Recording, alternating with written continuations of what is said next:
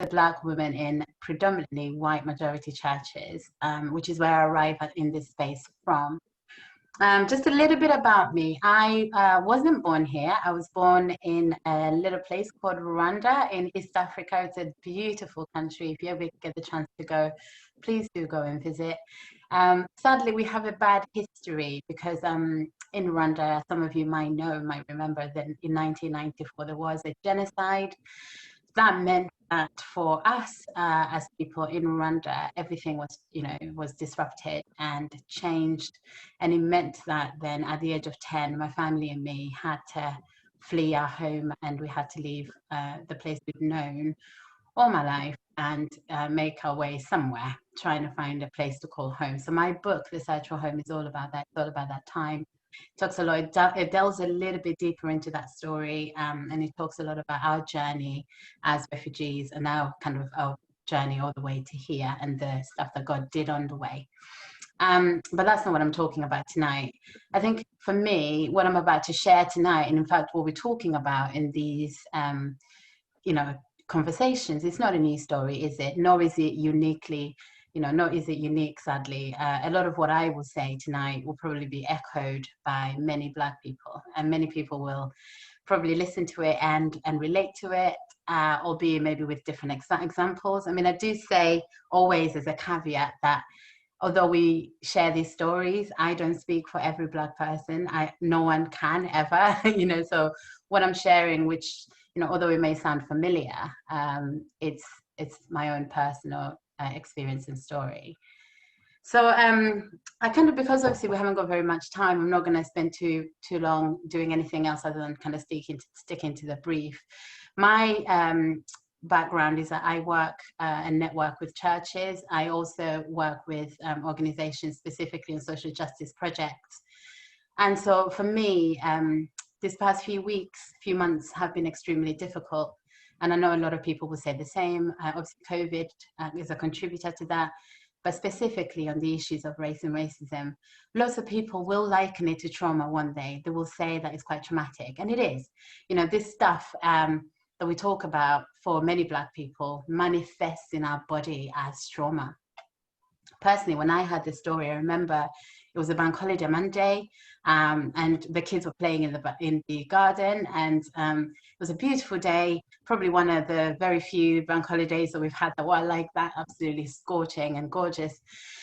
And then I got my phone out, and I remember looking at this story and seeing the image, and I didn't watch the video. I never do. I just think that they're awful. But that, to me, that experience, I remember it felt like a trigger. I've experienced PTSD from what I've just said briefly about kind of the war and that kind of thing. So I know what it feels like. And I remember that specific moment feeling like there was a trigger. Something happened into my body and everything blacked out for a few minutes, had ringing in my ears. It wasn't a pleasant experience. But that week was a week that was full of hope for me. I was expecting to, at the end of the week, to start a module that I'm doing with a theological college. I was looking forward to that. I was preparing my talk for it.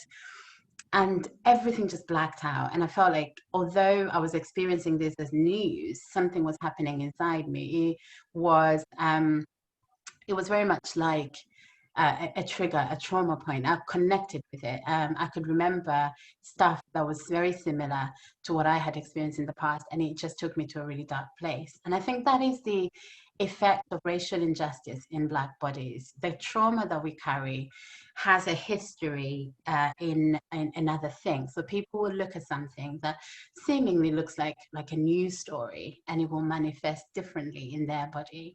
And for me, I see this as something that is beyond my years. I know that I talk lots about about colonialism. I talk a lot about imperialism, and I talk a lot about white supremacy when I'm talking about race and racism, because I think that there are root causes sometimes when we're talking about this stuff that go far beyond the notions of racism as we have known it. And so that's what I kind of want to look at tonight. I know that in a minute I'm going to focus specifically on churches and the faith communities, but I do want to focus our attention tonight, or at least start from the point of thinking about the notion of white supremacy, which is a controversial way to approach this conversation. I know that lots of the time when you talk about white supremacy is quite difficult to then talk about. But I believe that the reason for that is that racism itself is a symptom of white supremacy. And so rather than talk about the symptom tonight, I thought it'd be really good to go to the root cause and center our discussion around that. A lot of what I will say, some of you who have read this book will see that it's been captured by Layla F. Saad in her incredible book, which I completely recommend, called Me and White Supremacy. It's an incredible book. I would highly recommend looking at Ben Lindsay's book, which specifically looks at church communities. It's a book called We Need to Talk About Race, Understanding the Black Experience in White Majority Churches. And also, obviously, it goes without saying, looking at Renee Eddo-Lodge's book, which needs no introduction, hopefully, because those are people who know about what she says. So a lot of what I'll say will probably resonate. If you've read these books, you'll be able to kind of pick up some of that stuff. But so why white supremacy? Why specifically that, and not why, not just literally racism and Black Lives Matter, that kind of thing. And I think the reason why I want to talk about that is because I want to just use the definition that Layla F. Saad uses to define it, which is she talks about it being an ideology based on the belief that some people are more superior than others. And what the reason why she really goes deeper into that is that she wants to show and showcase how systems and institutions are structured to hold the dominance that then outworks its way into society as racism. Sadly, faith institutions fall into into that category of institutions affected and infected by white supremacy. And we know that we need to come to a point where we allow the spirit, we allow God to shine a light on this stuff, and we begin to really chip at the root of that. And we only have to look at the history of the church and the conversion of indigenous people, for example, to Christianity, to see how Western Christianity has helped perpetuate these ideas through imperialism, colonialism, slavery, etc. And although I can't speak for other religions, the same could probably be said for a lot of other faith institutions. Now, we talk about this and we arrive at these things from a position of, this is a conversation among friends, right? So we are trying to understand what is going on so that we can then face the truth and deal with it. So tonight, I want to look at three specific areas that I guess maybe are similar to what Layla F. Saad says about how this stuff shows up in the church. So I'll hopefully give some personal experiences of this, and hopefully that will then focus our conversation and ultimately questions at the end.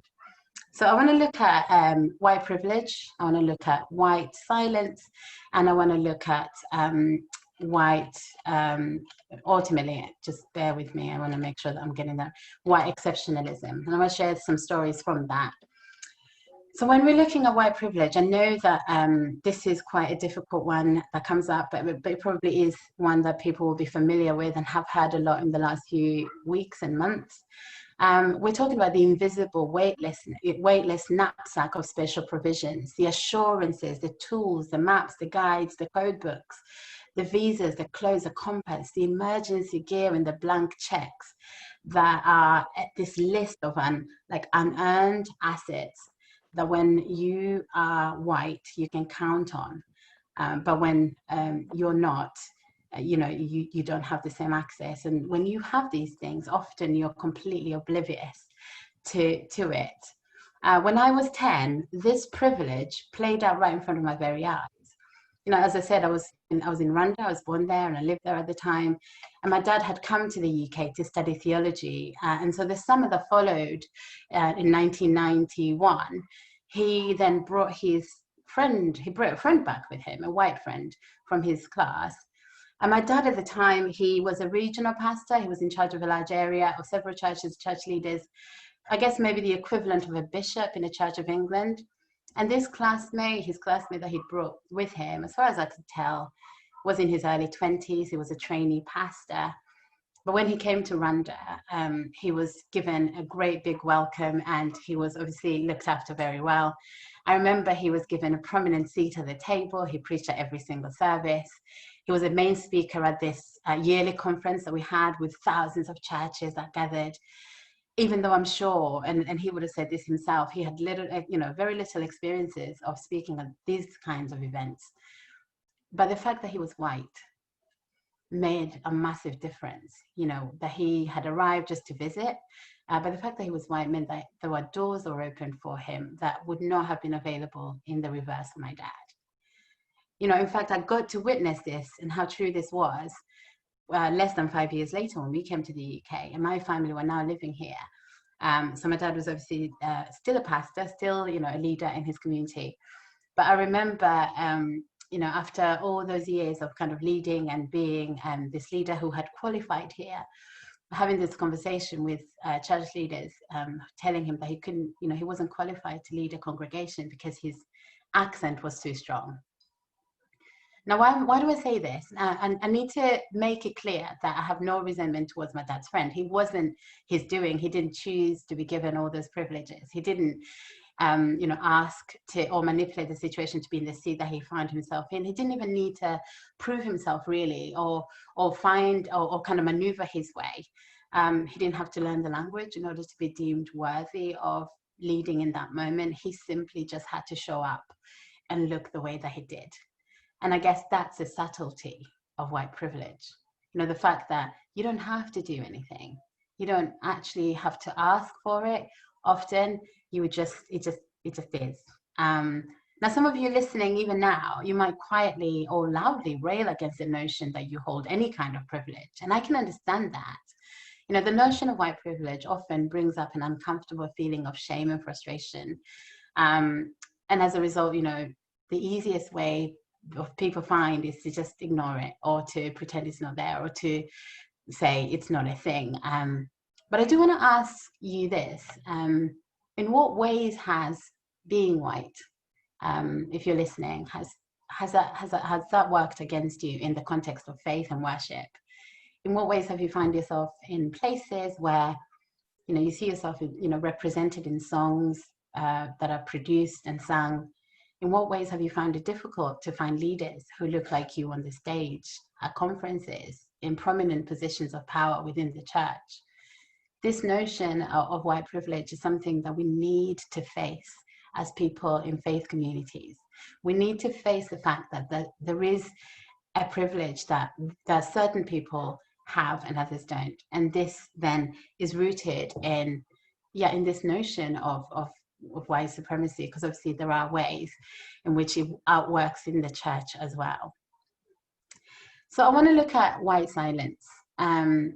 In the days that followed the senseless murder of George Floyd, I was suddenly inundated with calls from what I do.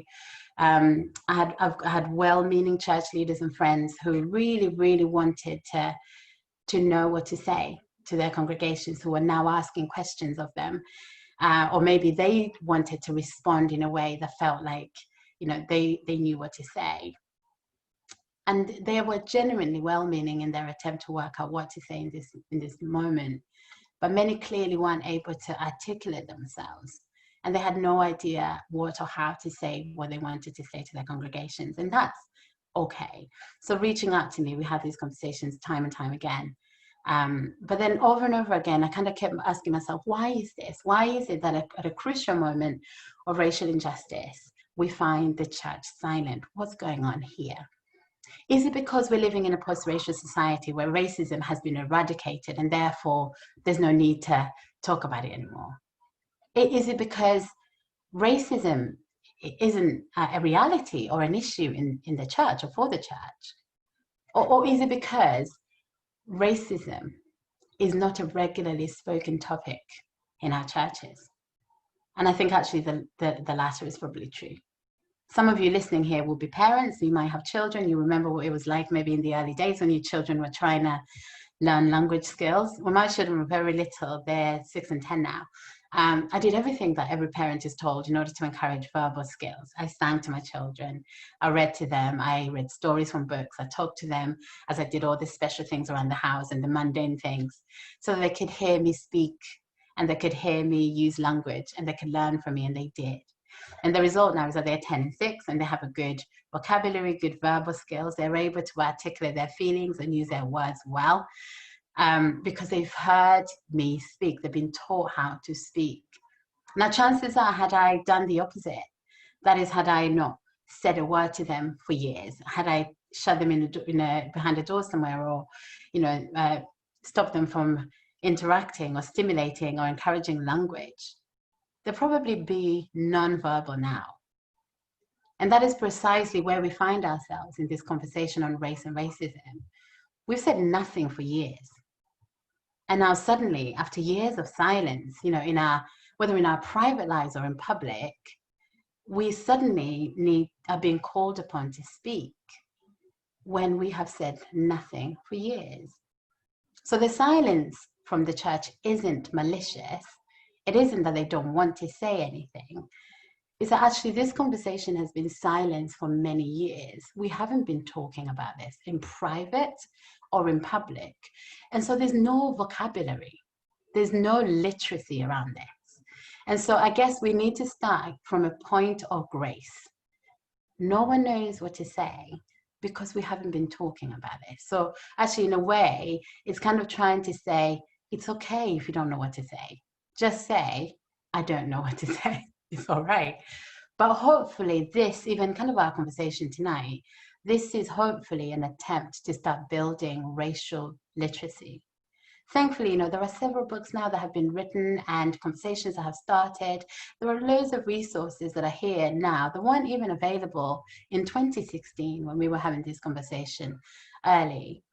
And so because of that, it gives us tools to work with. Thankfully, because of that, because of the information age, and hopefully because of these conversations like these, hopefully this will go a long way in addressing the frustrating nature of silence, which it can, and is much more harmful than we would like to believe, because it reinforces that idea that white people have nothing to contribute to the conversation around race and racism. And therefore, it's my problem as a Black person to think and resolve and figure out how to fix it, which isn't true. It's everybody in together. It's every nation, every tongue coming together on this.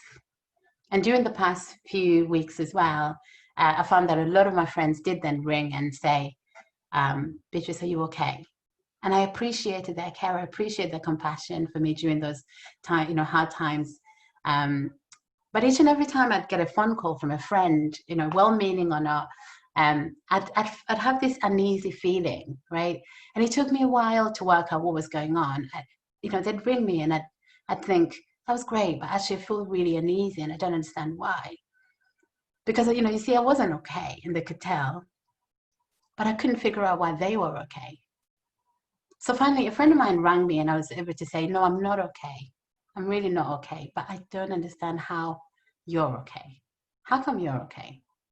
Because you see, sometimes white silence shows up in different ways. Sometimes it's literally not saying anything, but sometimes it's in the emotions that you show or don't show, or the way that it affects you. The same things that I'm dealing with and the way they manifest in your world. And it can make you feel as though you're living in kind of this parallel universe where things are happening in my world that aren't affecting you in your world. And so the silence says, I'm okay with the way things are because they don't negatively affect me. And so the challenge here for the churches and faith communities, actually, I'm speaking specifically on churches because that's my context, but actually faith communities should speak up against injustice. A bit like you guys said in the introduction. The Bible tells us quite explicitly to speak up for those who can't speak for themselves. The Bible is a justice manual. It's a map for followers of Christ. We look at it that way. And Jesus regularly sat on the opposite side of the leaders and the rulers of his day, calling out injustice. What does that look like for us right now, for us today? How do we do that well? And finally, I want to talk about white exceptionalism. I'll tell you a little bit about me. I am married to Stuart. He's an incredible man. He helped me set this up tonight. He's incredibly savvy on technology. But he's English, he's white, and we have these conversations a lot in our house, in our home, and we have some most thrilling conversations around race and racism. And I learn a lot, and he learns a lot from me, and it's brilliant. It's fantastic. But the thing about this is that even he's not immune to issues of white supremacy, because he's grown up in a system that has been created to uphold a view that can be harmful to someone like me. So white exceptionalism is this belief that this work is for everyone else. So some of you will be listening and you'd think, I'm absolutely not racist. And probably that's true. And we're not saying that you are. By kind of talking about these things, this isn't where we're coming from. We're just talking about these systems that exist and mean that without realizing, we participate, or without questioning, we participate in systems that can be harmful for Black and minority ethnic.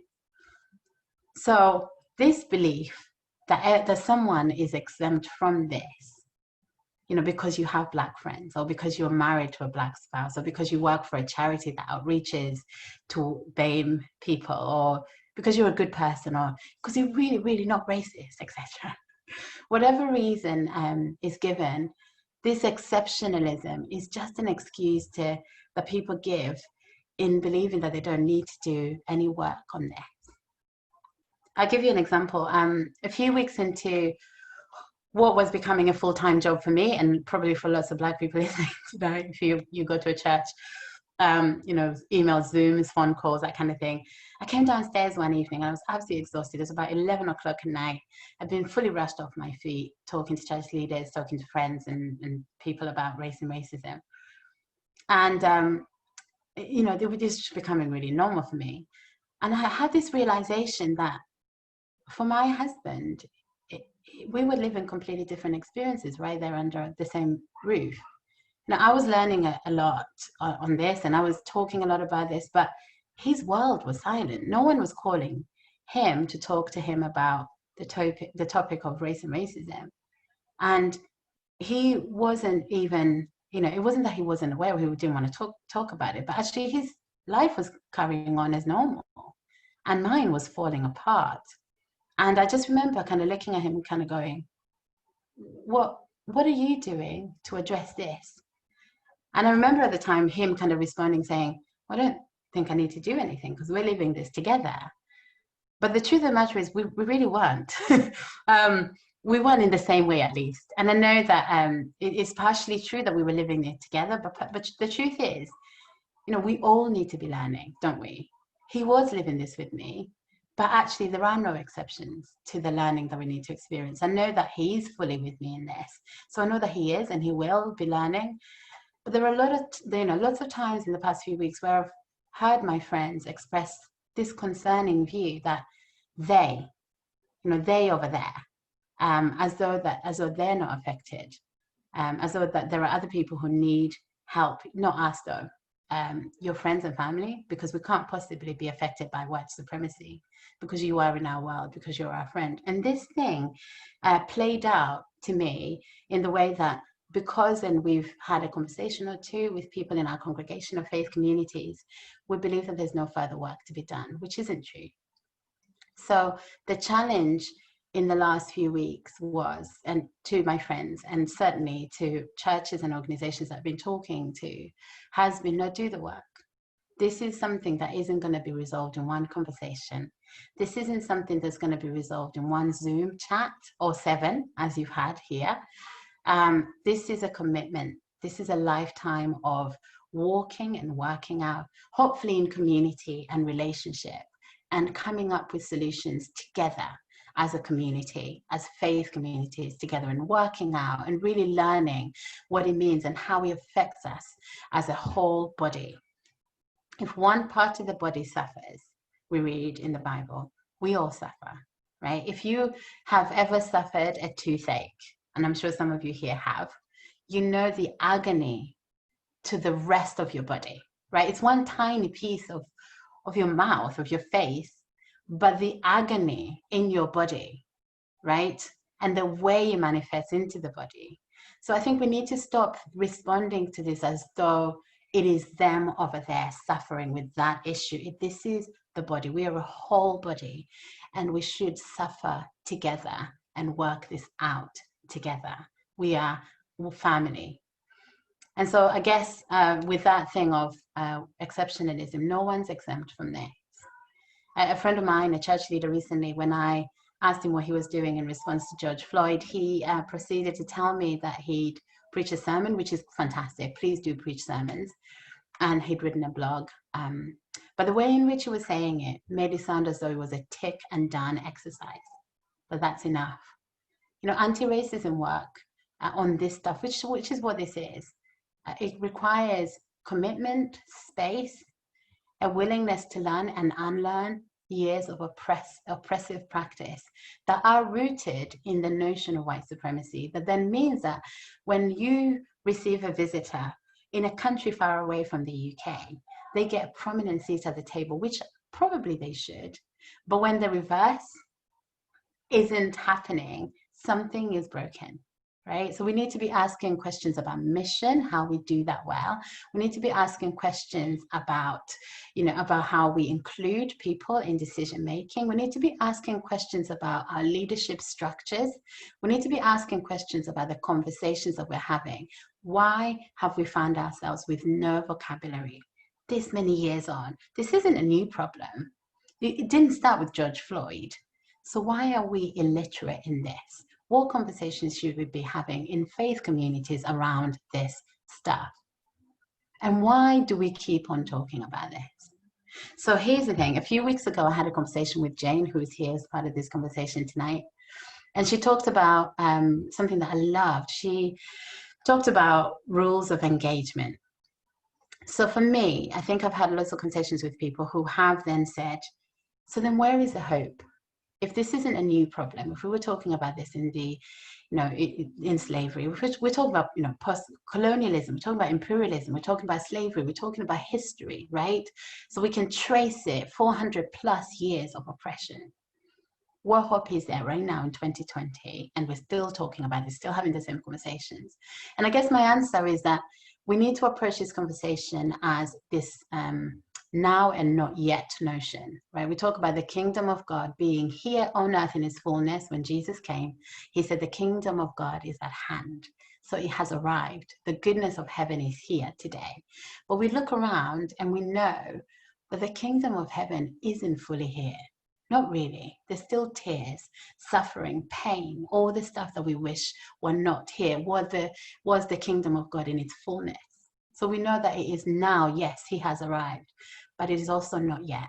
There is still stuff. We are still waiting for the fullness of it to come, right? So as faith people, as people in faith communities, and specifically me as a Christian, because that's where I'm speaking from, some things will not be resolved in this lifetime, but that doesn't mean that we shouldn't try.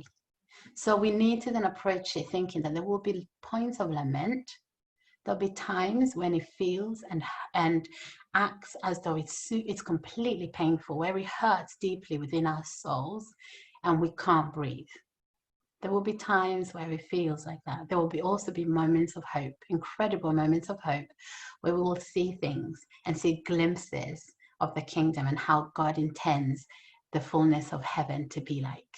So for that reason, we need to keep working at this. So I guess when we are approaching this stuff, we need to realize that we need divine intervention. So the reason why we are engaging on this is that some of this will take prayer. We won't be able to do this simply by willing it to end. We will need to ask heaven to come on earth as it is in heaven. We will need to petition as well, because faith without works is dead. So we'll need to do something about this. So I guess the whole thing of being apathetic and being silent and sitting on the sidelines, challenging that in ourselves and engaging on these conversations through petitioning. And petitioning doesn't necessarily just mean writing to your MP. It means getting involved and asking questions and holding people accountable where you live, maybe your church leaders, maybe your counselors. It might be, your employer. That's what it looks like to petition well. If you see something, you engage with it for the purpose of it being all well for everyone. And also we will have to commit to continued protests for change.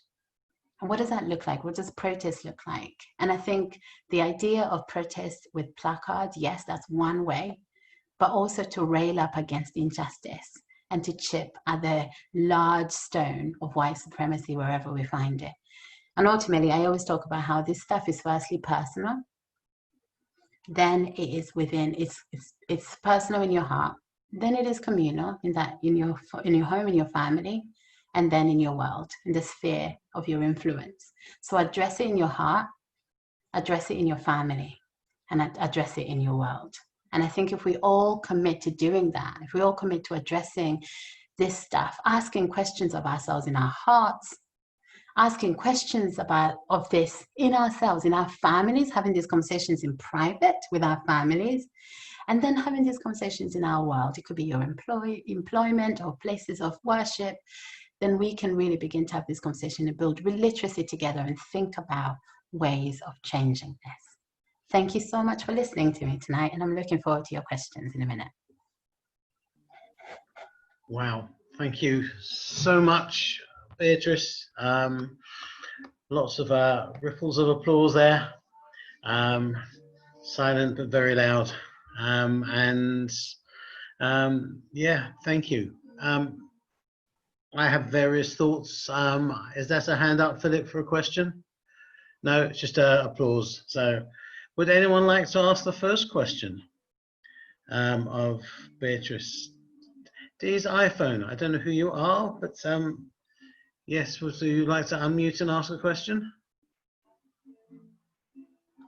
Oh, sorry, actually, it's Deirdre. I'm on my iPhone and I'm in the middle of nowhere, but it was a question sorry, yeah, I don't even know quite where I am, but it was a question, I suppose, about reinforcing leadership and the dynamic between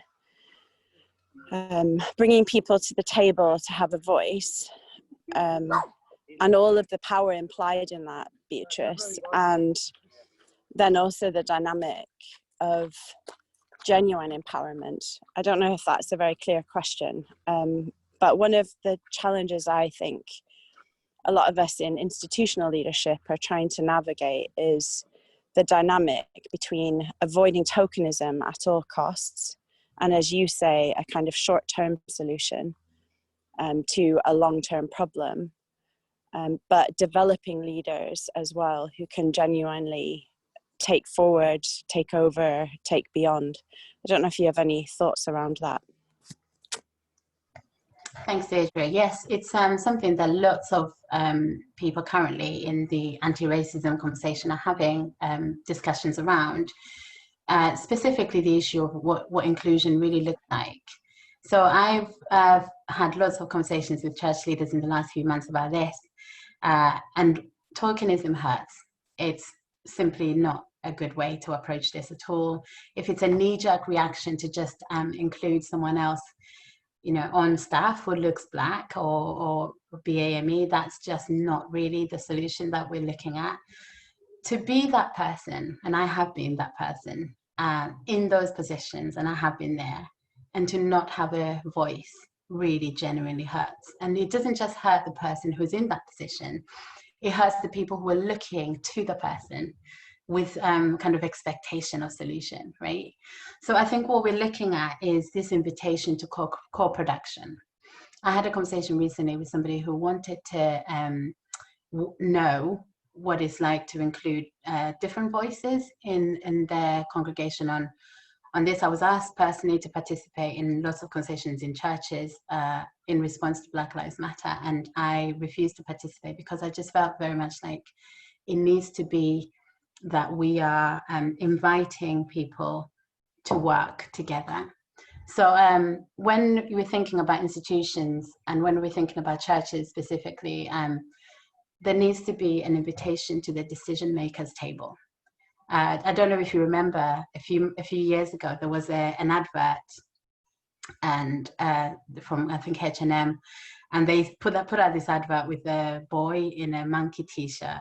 And there was just outrage in the Black community. People saying, how on earth could you, in this day and age, you know, put a Black boy in something, I don't know what the slogan was, but it wasn't very good. It was something kind of insinuating kind of monkey or something like that. And I remember saying, and lots of people saying, they didn't have someone at in their decision-making process to then check that decision passed.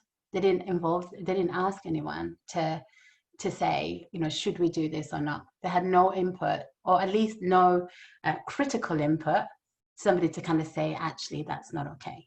So I think what we're talking about when we think about institutions and organizations really genuinely recruiting for change is, how are your decisions made, and who makes those decisions, and how do you get somebody there, and how do you invite a different voice at that table so that you can really begin to listen well and transform organizations and churches. That's what we're talking about. I don't think that churches should hire another cleaner. I don't think churches should hire another church leader. We don't need any more of that, I don't think. But I do think that we need to learn how to work well together, how to co-produce. And if you are not inviting diverse voices, and diverse doesn't just mean different colors, diverse in the sense of challenging voices at your table, then that's what we need to be looking at.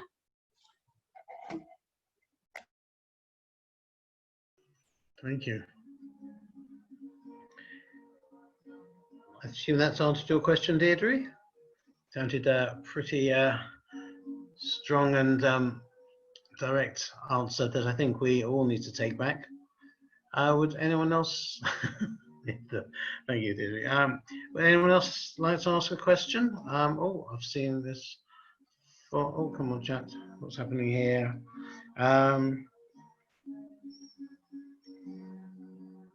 Okay, there's a question from Asha that how can a person who is the member of be it a BAME community but not Black help to remove this discrimination? I think that goes for most of us, actually. I think this is a challenge for all of us, really, Black and white. All of us need to be aware. I love what's happening at the moment, this rush to educate ourselves, to learn, to read, to really get an understanding of what's going on. I think starting from having conversations with people in your world is a really key place to start. I always talk about how this stuff needs to be outworked in community. These are difficult conversations to have. They're not gonna, they need to be had in the context of relationship. So I guess the difference initially that you can make is to make a concerned effort to have this conversation with people you love and care about and know, and to go out of your way to ask questions, to read well, you know, to learn that way as well, because I think there's loads of information out here at the moment that can indicate, I guess, what your personal responsibility is. It will look different for all of us. And ultimately, what is the goal? The goal is that we become agents for change wherever we are. So if I'm having conversations in my house with my children about race and racism, and I'm a Black mom raising mixed race children, right? I'm hoping that my neighbor next to me, next door, who's white, English, is also having the same conversations with her children, so that when her children meet in the playground, they are well informed, well educated, listening well, and aware. So this is our responsibilities as mums. But as an employee, I'm wanting to have these conversations so that if I hear someone, you know, next to me being dealt with in an oppressive manner, I can be somebody who speaks up. I can be so aware that I speak up for my colleague, for example, or I can challenge any kind of rules or institutional stuff that happens that I see because I'm aware, for the purpose of the person who hasn't yet said anything. Because actually this stuff is really exhausting for Black people. This stuff is exhausting for BAME people who aren't Black, because actually this is all felt in our bodies, all of us together. It affects all of us. So I think what we're doing is trying to be people who are aware and who are dealing with this together as a community. So hopefully that's one way. But you know, I'm hoping that that's a place to start. But I don't have all the answers. Yet. So, yeah. Jane, you've asked 2 questions in there. Do you want to ask them, or do you want me to ask them? Could you ask them, Warren? All right. So, the first one that Jane was asking was, how do we grow Black leadership in the next generation? And what do we do for young people? And while we're acting, I'll go and take that one first, because the second one is slightly different. Unless you want both together. That's a really good question. And I think actually I'd take it slightly further and say, how do we become mentored by the next generation? Because I think that the next generation have something that we are grappling with in our moment right now. When I went to the Black Lives Matter rally a few weeks ago, 90% of the people there were probably 25 and under. There is something about this next generation that really understands social activism. Rightly or wrongly, they've really got it. They live in a different world to my world. I'm a millennial, right? So I grew up, you know, kind of I came of age post 2000. So I see something incredibly refreshing in this new generation that I think actually we need to invite them into our spheres and allow ourselves to be transformed by their thinking. So in terms of that, looking around in, I guess, your world, how are you inviting the younger generation? Similarly to the BAME question, how are you inviting them into that decision makers room? What voices do we have? You know, Joel 2:28 talks about in the last days, you know, that the young men, you know, the old will prophesy. And so we need to make sure that we have these voices kind of running through our decision making. So how are you spotting someone in that age category and inviting them into the room and allowing to be shaped by their thinking, which is probably a bit more radical than ours sometimes? How are we being mentored by the next generation will be my counter question.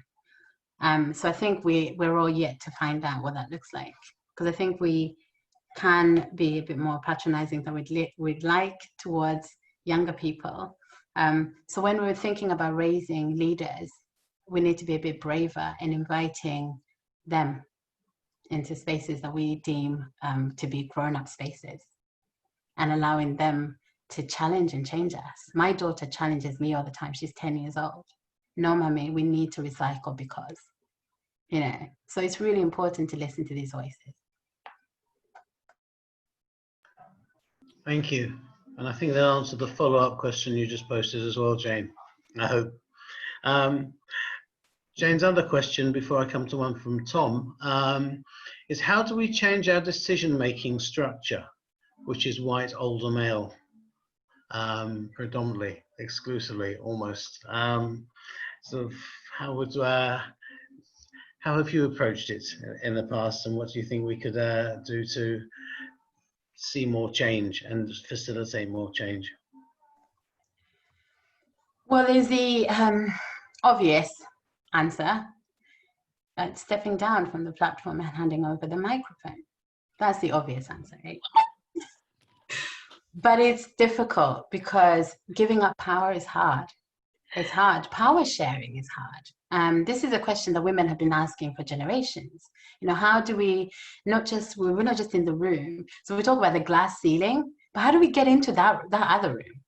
You know, so it's that thing of someone's going to have to be courageous enough to say, I'm giving up my position so somebody else can have it. But that's a really hard thing to do. So then what do you do in the absence of that? I think what I've started realizing is that there is a mantle for a generation. And so I think at some point, we need to stop seeking permission to lead and just lead. And so often that will just mean creating other avenues or other spaces to be able to be heard. But I do think that if we really want to see this change, it's going to have to look like stepping down from the positions that some people already hold, which I've met those people, and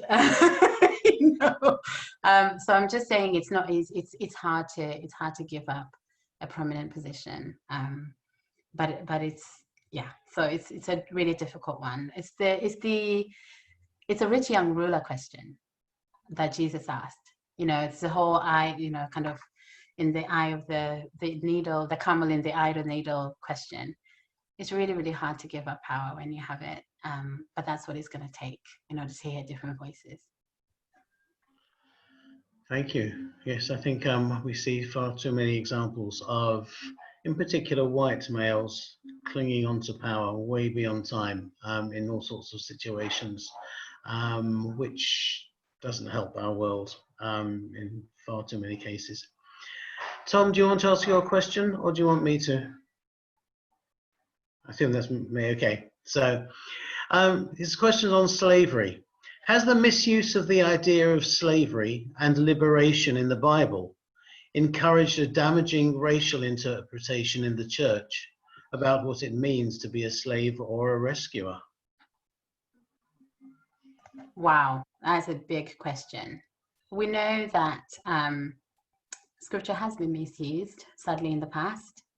We do know that that has created the dynamic that we're seeing. It's the reason why I have shifted from talking about racism to talking about white supremacy, because we need to start recognizing the structures that we have allowed and created because of this thread that runs through generations. So even kind of the perpetuating of Western Christianity, we know that that Christianity as we know it now, you pick up the Bible, you read it, and you look at this text, and you kind of try and marry up what you're seeing in the church or in the faith communities, or whatever text and you kind of think, why aren't the two marrying up really? Why have we lost some aspect of what's happened? So we need to recognize that yes, we are living in this world that has created structures. That in the church now we're grappling with issues that are historically rooted. So none of us were alive when white supremacy was created, but we're all affected by it. We're all affected by it. So when we're talking about this, we're looking back at something that we've never, been participating. We've never, started, but have a responsibility to respond to. So I think it's really important to look at the legacy that we carry, the legacy of stuff that we hold right now, and to really face the past in order to acknowledge what's happened, acknowledge what's happening, acknowledge the problems that we are experiencing and why, and then begin to address the changes. Kind of go, well, what do we want this to still be the case in 2020? Do we want this to be the case for our children and our grandchildren and their children? Or do we want to start questioning some of the stuff that we've accepted in the church because they were rooted in wrong places? Thank you. Very good question. Very succinct and poignant answer. Thank you. I notice Anne has mentioned a book, a good resource for white people, White Privilege Unmasked, How to Be Part of the Solution by Judy Ride. You also mentioned at least 3 books when you were talking earlier, and I think there are several people who would like either to get those down. Maybe if we can get titles off you and then we can circulate them to everyone, that would be a good idea. So at least 2 people happy with that idea. I'm sure there's more than 2 people happy with that idea. Yeah, several nods there. So thank you. It looks very much as though we're coming close to time. Thinking about sort of the images that you've given us this evening, one thing that springs to mind to me, and often does, in Nazareth, there is, in the Church of the Annunciation, there are pictures, gifts to the church from all around the world of their images of Jesus. And of course, Jesus is the image of Jesus depends where in the world you come from. Yeah. Let alone where Jesus originated from. And in some ways that for me sums up that, as a Jew and a rabbi, that if Jesus is like that, how much more is God like that? And for me, you know, the terminology with God being male is incredibly unhelpful. God being genderless, gender-free, above gender is more useful, but also above color, above, yeah, we talk about being made in the image of God. Maybe we need to try and explore that a tiny bit more in terms of what that means. Free of gender, free of color, free of race and ethnicity, free of faith maybe as well. Yeah, it's just exploring how we can get that within our faith community, within ourselves, within our communities, and spread that abroad as well. And it does mean, as you're suggesting, making way and allowing new leaders to come through, facilitating them, being mentored, allowing ourselves to be mentored by them. All those sorts of things, some very, very powerful images. So thank you, Beatrice. Jane, Malika, I don't know if either of you want to say anything by way of summing up, and thanks as well, but I might have given you a very big sort of start, so you more than lived up to it. Thank you, Beatrice. Thank you very much. Thank you very much, Beatrice. You've given us so much to go and struggle away at. We really appreciate it. And as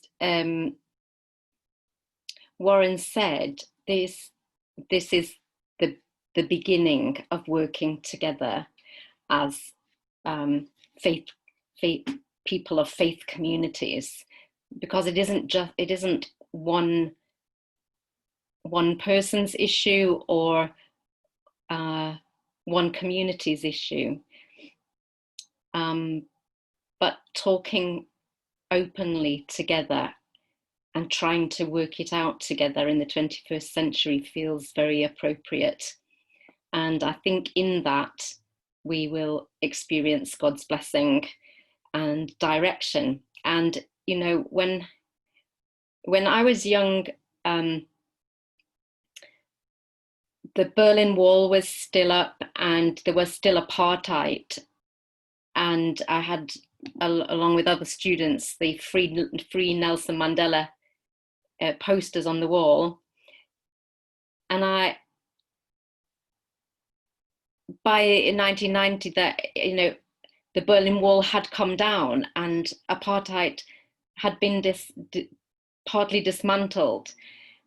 And so this is another God thing where we have to look to big shifts, bigger tectonic plates shifting, and we can be part of that. Warren might want to just tell us what some of the intentions are for the autumn, and the fact that we would like your permission to send you a questionnaire where you can respond and give your own thoughts about the sessions that we've had, and also where we go from here. And those people wanting to get more strongly involved and be part of the core group can contact Warren by email. Thank you. Thank you, Jane. Thank you, Jane and Malika, for being instrumental in helping this journey to start. I'd like to offer a very big thank you to all of our guest speakers during these seminars and this series. Thank you again, Beatrice. It's been inspirational, and it has, I think, filled me with hope, especially this evening. We've started the journey. I think there is a long way to go. I have an idea that us whiteys need help on this journey. There is a lot we have to do and a lot we have to put right. There are a lot of, I don't think injustice is a too strong a word. If anything, it's a very mild word for some of the things that have happened. We do want to move this on. We do want to take action. We do want to continue the discussion and help others engage with this and act on this to effect some real change. Thank you to the 2 or 3 of you who already offered to get involved in some of the work on an ongoing basis. If anyone else here would like to, please let one of the three of us know. You all have my email address. You've been pestered by me for several times during the last 7 weeks, just with little friendly reminders about what's happening next. We will send out, I had intended to do a poll for this evening and forgot, but we will send out a very short little poll questionnaire survey asking for your feedback, asking if you're interested in helping with anything in particular, or just helping us evolve the next stages of the journey. We're hoping for something practical. We're also hoping to work towards a conference, possibly around Interfaith Week, just before, just after.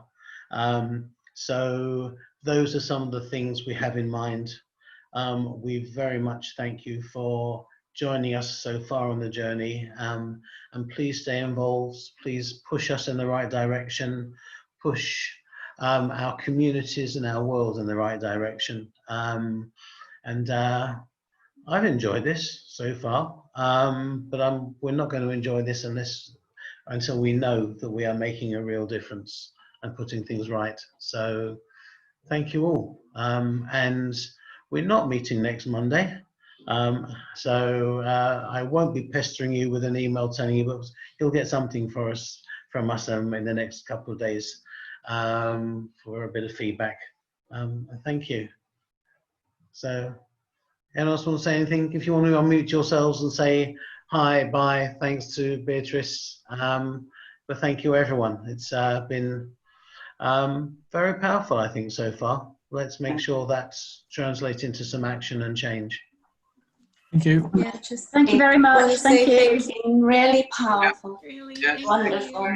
Speakers are just amazing. Thank you, everybody. Thank you, everybody. Bye, everyone. Bye, Chris. Bye. Thanks for coming. Yeah.